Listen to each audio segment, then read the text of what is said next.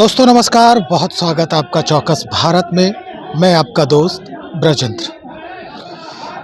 भाई, सामयिक मुद्दों पर बातचीत करना एक अहम बात होती है। पैक्स चुनाव हुए। पैक्स चुनाव के बाद कई समस्याएं जो नवनिर्वाचित अध्यक्ष हैं उससे जूझ रहे हैं। कई समस्याएं हैं, कई मुद्दे हैं, कई मसले हैं। पिछले बार जो पैक्स अध्यक्ष रहे हैं उनके जो किए कराए हैं उस पर भी इनको अब परेशानी हो रही है जो नवनिर्वाचित पैक्स अध्यक्ष हैं। कई मसले हैं, मुद्दे इनके खड़े हो गए। उन मुद्दों पर हम बातचीत करेंगे। कुछ लोगों से हमारी बातचीत हुई, कह रहे हैं भ्रष्टाचार से लिप्त है पूरा ये व्यवस्था ही। क्यों होता है पैक्स का चुनाव? सवाल खड़े कर रहे हैं। तो चलिए इस सवाल पर हम जवाब ढूंढने का और ऊपर तक पहुंचाने की जिनकी जिम्मेदारी है, हम उन्हीं से आज बातचीत करते हैं, क्योंकि इस क्षेत्र के नेता हैं और जनता दल यूनाइटेड से जुड़े हुए हैं, शिक्षाविद हैं और सबसे अहम बात कि अमन वेलफेयर सोसाइटी है जिसको हम कल्याण कह सकते हैं, कल्याण सोसाइटी है, उसके ये सचिव हैं। जी हाँ, जाने माने चेहरा परमानंद सिंह जी। कई सवाल खड़े कर रहे हैं जो नवनिर्वाचित अध्यक्ष हैं, उनकी समस्याएं हैं। आप जदयू में हैं, सरकार तक बात कब तक पहुंचेंगी और कैसे पहुंचेगी इनकी? पहले तो आपको धन्यवाद। जो भी समस्याएं हैं, आज हमने ये जो कार्यक्रम कराया जी उसमें हमें जानकारी भी लेनी थी और आपने देखा कि सभी पैक्स अध्यक्षों को बात रखने का सबसे पहले मैंने मौका दिया, जी क्योंकि जब बात रखेंगे तो उसका समाधान होगा।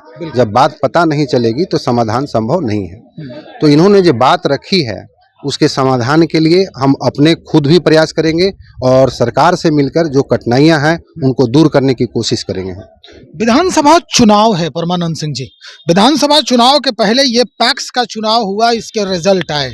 क्या लग रहा है जो स्थिति बनने वाली है, ये माहौल जो है, जिस तरह से ये लोग आक्रोशित हैं, जिस तरह से इनको समस्याओं से जूझना पड़ रहा है, ये अपना काम नहीं कर पा रहे हैं, धान काटने का समय आ गया है, स्थिति बद से बदतर होने वाली है। जिस तरह से ये बातचीत कर रहे थे उसके पहले क्या कुछ आपके द्वारा किया जा सकता है यहाँ पर इनके लिए कार्रवाई? निश्चित रूप से आज जो बातें आई हैं उस बातों को आज के बाद ही, मतलब हम कल से इन बातों को सुलझाने में लगेंगे कि जहाँ जहाँ प्रॉब्लम है मैं फिर से इन सबों से, जो पुराने पैक्स अध्यक्ष हैं जिनको पूरी जानकारी है कहाँ कहाँ परेशानियां हैं, उनसे लेकर और आगे तक बढ़ाने की कोशिश करेंगे और समाधान में हम जुट जाएंगे।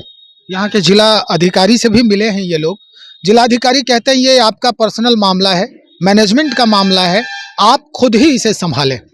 जनप्रतिनिधि जो पहले से हैं यहाँ पर वो भी हाथ खड़े कर रहे हैं। क्या लगता है अब जो जनप्रतिनिधि होना चाहिए इस क्षेत्र का वो किस तरह से हो ताकि इन लोगों को ही नहीं बल्कि उन किसानों को भी सहूलियत हो जो हमेशा दो पैसे अपने उपजे हुए अनाज के लिए कमाने के फिराक? निश्चित रूप से सबसे पहले मैं तो ये कह रहा हूँ कि जो अरवल की समस्याएं हैं, तो खास करके कुर्था विधानसभा के जनप्रतिनिधि हमेशा बाहरी ही रहे हैं।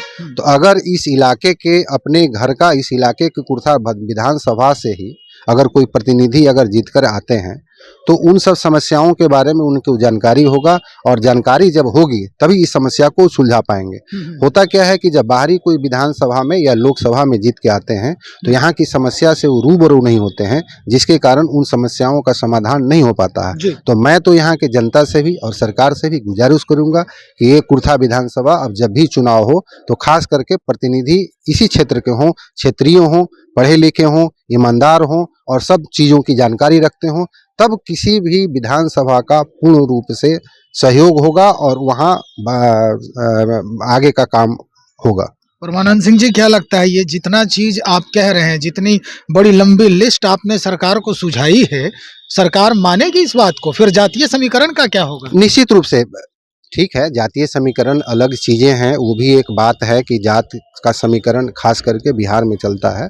तो उन्हीं जातीय समीकरणों में भी बहुत सारे लोग हैं जो क्षेत्रीय हैं और काम करने लायक हैं, तो उनको आगे बढ़ाया जाए और आगे जब वो बढ़ेंगे तो अपने क्षेत्र के बारे में, अपने क्षेत्र के विकास के बारे में ज़्यादा सोचेंगे।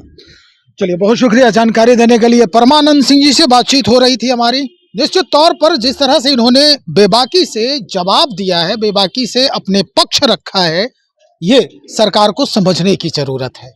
सरकार को ये समझने की जरूरत है कि अमूमन इलेक्शन के टाइम में कई ऐसे लोग जो हैं सभाओं में नारा भी लगाते हैं कि जो लोकल है, यहाँ का जो बेटा है वही हमारा नेता है। तो जाहिर सी बात है, अब वो बात, वो कहानी बहुत पीछे छूट गई, जो कहीं भी जिनको कहा जाता था कि कोई भी पैराशूट से उतरता है और हमारा प्रतिनिधि बनके सदन में पहुंच जाता है, लेकिन अब ये चलने वाला नहीं है, जैसा कि माहौल कह रहा है यहाँ का। तो चलिए देखते हैं, पैक्स अध्यक्षों ने अपनी बात रखी है सरकार के सामने और हमने भी उनके जो बातें हैं वो बखूबी सुना भी और रिकॉर्ड भी किया है।